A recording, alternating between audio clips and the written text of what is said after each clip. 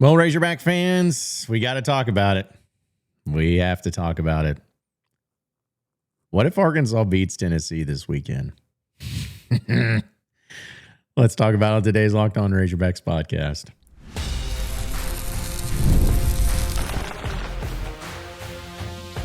You are Locked On Razorbacks, your daily podcast on the Arkansas Razorbacks. Part of the Locked On Podcast Network, your team every day. Welcome into the Locked On Razorbacks podcast. I am your host, John Nabors. I am also the host of Inside Arkansas Live, which you can catch every weekday starting at noon on Inside Arkansas and InsideArkansas.com. This episode is brought to you by Mazda. Like our players, we sweat every detail because when you make every move count, pulling off the unexpected is only the beginning. Stay tuned later for highlights in this week's Moving the Game Forward. Mazda, move and be moved. Hope everybody's having a wonderful Friday. You finally made it to the weekend. We'll talk a little bit about an interesting tweet and a study that's coming out dealing with revenue share and NIL, which I know just bores you all to tears, but I think it's fascinating to bring up in considering the situation with Arkansas. And then also we're going to talk a little bit about the SEC this weekend and what it's looking like.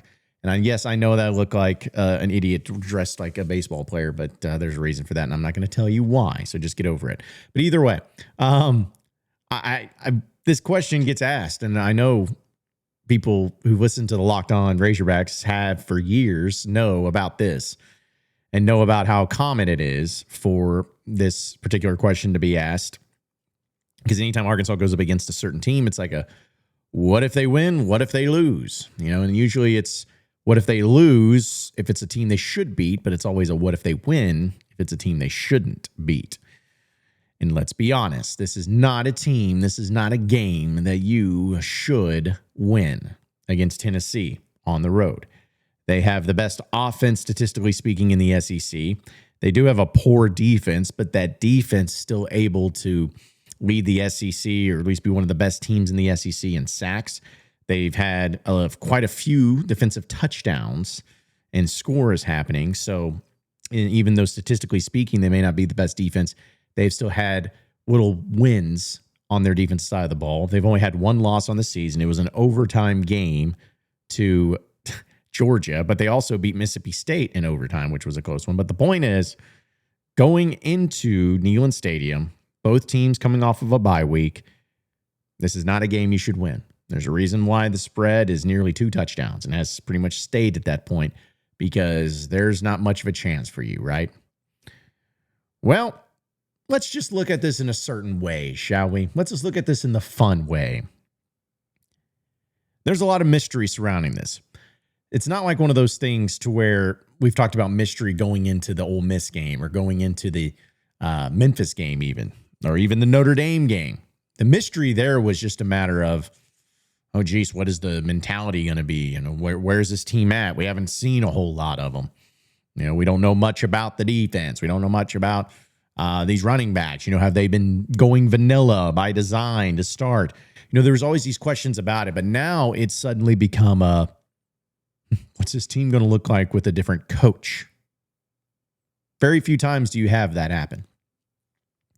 Most of the time when you have an interim situation, it's usually a downgrade. But it's amazing how there's a feeling, and I know you have it too, it's not just me. There's a feeling that suddenly there's hope. Hope that maybe, just maybe, Bobby Petrino can make this team better by being the head coach, by being in full control, and by doing things his way. Maybe, just maybe, this could happen. Again, not likely, not predicting it, but maybe happens. So for funsies, let's just say it does. Let's say that the past 2 weeks under Bobby Petrino being the interim head coach, this team has completely bought in. That maybe, just maybe, their previous regime, whether it was the head coach or the defensive staff or whoever, did some things that were not the correct decisions, maybe not the correct approach, maybe not the correct coaching, maybe not the correct way of doing things. Not to say that they aren't good coaches, but maybe just given the circumstances, wasn't getting the most out of their players. Let's just say that happens and that Bobby knew it, identified it, could see what this defense needed, could see what this team needed, and in 2 short weeks, implemented said things. Let's just say that he did that. And let's say that he's had a game plan for this Tennessee team because he's had time to prepare for them. Let's just say that offensively, he's going to be good to go. He knows how to take advantage of bad defenses. Let's just say that the simple fixes that he kept bringing up, from stances to positions to the effort, the tackling, the tap the hat, all of that good stuff, not only he implements, but it works. Let's say that happens. Arkansas goes into Neyland Stadium against a top-tier team, top 10 caliber team, and wins. Beats Tennessee for the second time. Beats Tennessee on, 5 straight, 6 straight games. Haven't lost to them since 2007. Is able to do that in the Bobby Petrino era as interim coach. Starts 1-0. Before we get to the aftermath, let's just really discuss what that looks like. What it looks like is that you're going to have an offense that does tear apart that Tennessee defense. But not with explosive plays, mind you. I think it's going to have to be long, methodical drives. You'll take the touchdown no matter how it happens. But you got to be able to help your defense out. You got to keep them off the field as much as possible. And for Arkansas, it's going to be tough to do that because you want to score on every play. And we know Bobby Petrino is all about those explosive plays. And again, I'm not going to complain if they get in the end zone a bunch of times. But you got to set your defense up for success because that offense will get theirs for Tennessee. They will score. They will have success. So you're going to have to be methodical. You're obviously going to have to do the little things. Win the turnover battle. Not commit a bunch of penalties. Like, have these set things. You're going to have to do them. And then on the defensive side, you're going to have to play your best performance of the season. You're going to have to create some turnovers, get some breaks to go your way. Turn those red zone possessions of Tennessee into field goals instead of touchdowns. Like, those are the little things that could happen. But that's the way it's probably going to happen if you're going to win it. And say you do it, and say you win. I don't care what the final score is. Doesn't matter. Doesn't matter. Just the win, if you win. This is going to be a whole new ball game, folks. You're sitting at 3-3 on the season. You're 1-1 in SEC play, and you have a 3-game stretch at home in 3 straight weeks. One of them being A&M, which is the next one up, which will be your toughest one, no doubt. A&M's a top 5, top 10 team. We'll see what they do this weekend, but they're really good. And then you got Auburn and Mississippi State. No offense to them because they're good. Maybe-ish. Point is, you get them at home. Those might be your most winnable, easiest games to win if you're going to do any of that this season. You do that, folks, it opens everything up. If you beat Tennessee on the road, how are you not supposed to sit back and start saying, man, they could beat A&M at home this weekend. They could beat Auburn. They could beat Mississippi State. Texas sucks. They're not very good. LSU doesn't look very impressive either. Missouri, hey, this will be finally the year we get them this year, right? How do you not start believing in that? How do you not start getting excited about it? How do you not start truly thinking that this thing is turning around? That not only is it going to be a season to fight for, but it's going to be something to where you believe once again that you have people in place that can win at a high level. And then if you're a player, and you're a player who dealt with Bobby Petrino and, Maybe you didn't like his approach. Maybe he was really mean to you. Maybe you were bummed about the coaches getting fired before, and you're just kind of cruise control, just trying to wait for the next thing. And suddenly you see that success and you win. You listened to him. You did the things you were supposed to do. You turned it around and you won because of it. As a player, how do you not start immediately saying, man, this Bobby Petrino fella, he knows what he's doing. And there is nothing more motivating for a player to play their best and to get the most out of them if they believe in the coach that's coaching them, that they know how to put them in a place to be successful. And finally, if you beat Tennessee, how do you not make Bobby Petrino the overwhelming front runner for your next head coach permanently? I'm not saying you give him the job after one game. That's dumb. You don't do that. Right now, I would make the argument he's not the front runner for the job. I mean, I would probably barely have him in the top 5 right now, just being honest. But if the interim coach, if he goes into Neyland and wins, gets this team that looked dead in the water, that last time we saw them looked like they'd rather be anywhere else than on a football field. If you do this, how do you not make him your front runner? Your number one choice, your guy moving forward. You can't. You can't. And man, does that put everybody in a pretzel. Bobby Petrino, man. I'm really rooting for him. I'm really rooting for these Razorbacks to win.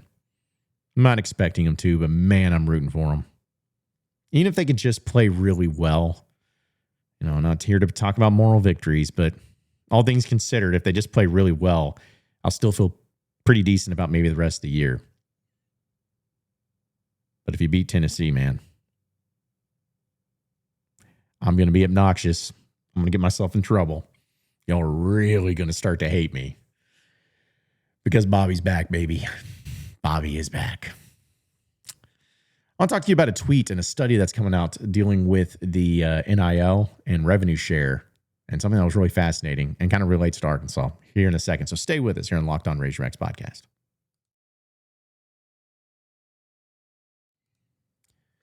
All right, Razorback fans, we know it's almost the weekend, and it's time to look back and crown this week's MVP on Who Delivered, powered by DoorDash. Just like you can win every Saturday with DoorDash Streaks, saving more every time you order. These players delivered when it matters the most, so let's break it down. Since, there hasn't really been a game for Arkansas this past weekend, I'll tell you who my player of choice is going to be for Arkansas, and that's going to be Caleb Wooden.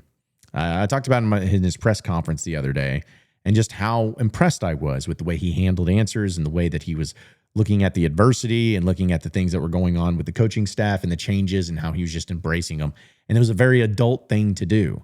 It's easy to say, it's another thing to do, but given the circumstances of how crazy and chaotic it can be, I think it was one of the best and most impressive mentalities I've seen towards the circumstances that you could have.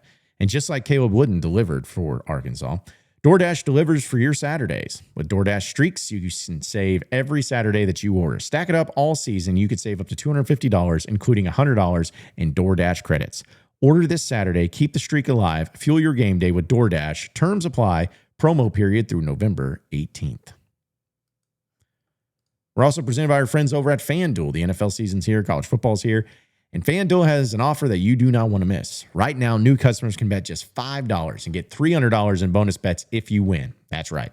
Pick a bet, put down $5, and if it hits, you'll unlock $300 in bonus bets across the app. It makes watching football so much more exciting when you got a little bit more riding on the action. And whether you're just a casual fan or love diving into the stats, FanDuel makes the game day experience so much better.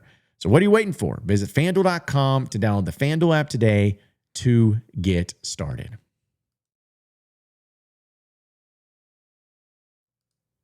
Okay, so moving on into the next segment of the Locked On Razorbacks podcast. So I want to bring this up, and some of you may not see it was a big deal, but I think it's fascinating, just like so many of these things going on with NIL and rev share. But a lot of you tagged me in this one too, so that's why I felt like I really needed to bring it up. This tweet comes from Eric Crawford, who's a sports journalist for WDRB, and he's just somebody who is based out of Louisville, Kentucky. Writes a bunch of sports stories, national stories. Business sports stories, no bias, no connections, nothing like that. But he's putting together a report and an article here soon. And one of the things that he was teasing about it, he put out this tweet. He says, interesting take. Working on some NIL rev share reporting and talk to a person who follows this stuff closely. Quote, ADs who think $20.5 million will do the job will be out of a job within 24 months. If you aren't figuring out a way to go $10 to $15 million above the cap, it's probably a good time to update your resume. There you go. Now, that's just one man. That's just a little article, but it's still something that I want to reiterate and almost give an update to everybody on. Because this has been the point I, among others, have been making about Arkansas and making about what their NIL situation and rev share, saying, hey, not wanting to get into that third lane and how all these other schools are getting into that third lane. It's like, well, there's another example of just how this rev share $20.5 million is just nonsense. It's nonsensical to think that this is going to be some saving grace.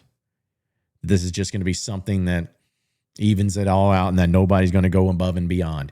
And folks, if you think that anything's going to happen to those that break the rules here, that snitch line that they came out with, well, hey, anonymous tips on anyone breaking the rules when it comes to the NIL and the College Sports Commission and the clearinghouse. If you think that anyone's going to get caught for one, and if they do get caught, they have some sort of punishment, you're kidding yourselves. When has that ever happened?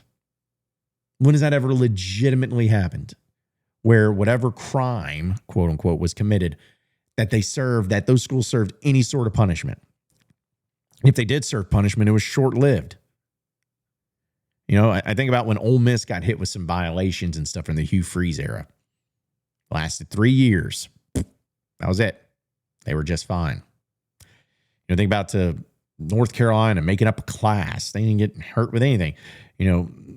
Kansas basketball got hit with 5 major violations all at once. Nothing happened. So pardon me if I think that something suddenly is going to happen because of the College Sports Commission. I mean, come on. Let's be honest. It's about the money that's involved. And if one of these big money-making schools, say the Texas or Ohio State or somebody like that, got hit with some of these violations that they had of, hey, they were spending money over the cap. They didn't clear this stuff through the clearinghouse. You think that in the College Sports Commission is going to be like, all right, Ohio State football, you're done, buddy. We're not allowing you to participate in any playoff games that gives us so much money. And we're not allowing you to do any of that stuff. You hear me? No, they're not going to do that. Too much greed is involved. Now, the only thing that they could do, truly, is say, all right, well, you guys are going to do all this stuff, but part of your revenue share is going to go to us.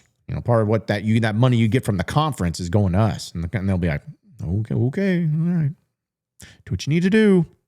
And then nothing's going to come from it.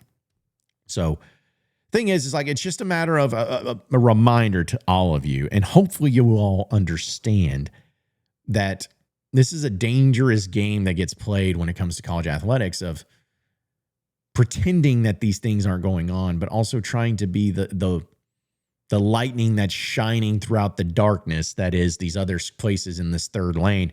And you're going to be sitting back like, we're doing things the right way. It's like playing Mario Kart and you're going up against kids and people playing against you that know all the little shortcuts that they can make on the track. And you're going to be like, no, I'm going to play the game as it was intended, to go through all that. And I was like, okay, buddy, see ya. and then you lose the race, and you're like, yeah, well, we have our dignity. And well, screw your dignity. Who cares? You lost. It's the same thing. So anyways, I just thought it was an interesting approach in a tweet. I can't wait to see that report when it comes out. And, I think it's something that a lot of people are waiting on to see how it all plays out for them and for Arkansas and for many other people. But either way, let's look at the SEC, what's going to be going on this weekend and how and who you need to root against or root for, or however you want to put it. But we'll look at the SEC in football. So stay with us here on Locked On Razorbacks podcast.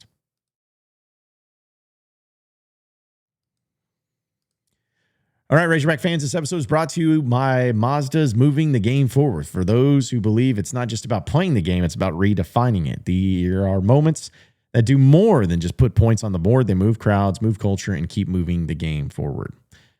This week's moment that moved the game forward, of course, has to come from, I'm sure I'm going to move the game forward myself. And just talking about this weekend, I think Neyland Green's got to be the guy. Neyland Green has done a good job in the press conferences. He's done a great job at handling pressure. He's done a great job at, kind of weathering the storm. And he's still got Bobby Petrino as his coach. So, we'll see how his offensive game overall goes well. But either way, it's just really cool to see how all of this is coming together for him. And I think it's going to be great for him in this game. Bobby and him are going to have some stuff cooked up. I can't wait to see it. And that's who I'm going to throw it out to. Give it out to him. Neyland Green. He's the man. So when you follow what moves you, the unexpected is only the beginning. And just like there's more to every highlight, there's more to a Mazda vehicle. It's Mazda. Move and be moved.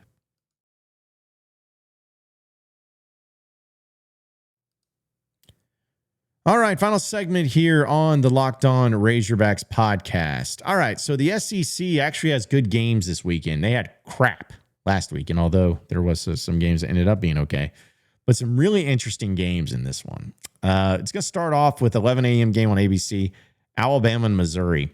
I always talk about Arkansas getting 11 a.m. games, how much it sucks.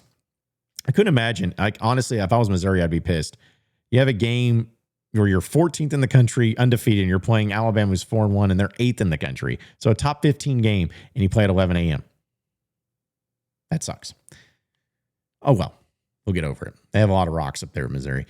Still, Alabama's barely favored in this game. I really hope Alabama wins because if they don't, Missouri's basically just got a beeline to the playoff because they have such an easy schedule.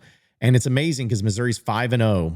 This is their 6th straight home game to start the year. I'm going to keep bringing it up. Their first half of the season, every single game was at home. So dumb. But I'm really open for Alabama to win so they can finally kind of shut that stuff down and not have to worry about it. Ole Miss is playing Washington State. Okay, whatever. That's weird. You got the Red River rivalry. I still call it the Red River shootout, though. Texas and Oklahoma. I know that everyone's big on Oklahoma winning this one because Texas does suck. But, man, I always think this game gets weird. I think Texas wins. I probably regret that, especially with the John Mateer stuff going on.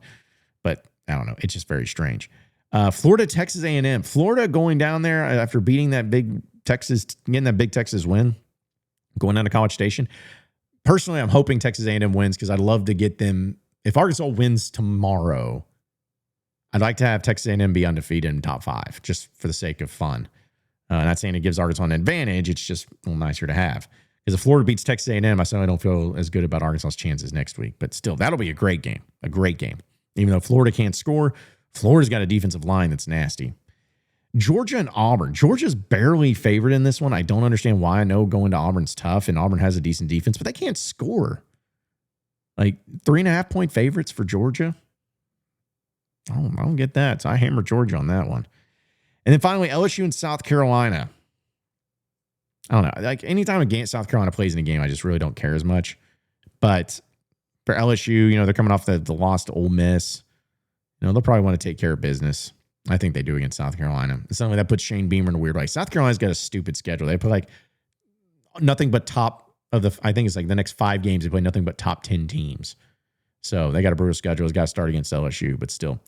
It's going to be a great weekend. Great weekend for college football. And I know a lot of you are excited about Arkansas, Tennessee. We're doing a watch party back at Goat Lab, by the way, if you want to come by for that one. Starting at about 2:30. Goat Lab Red in Fayetteville, 1214 North Carlton Avenue. We'll be doing a watch party there. So come hang out and come see us.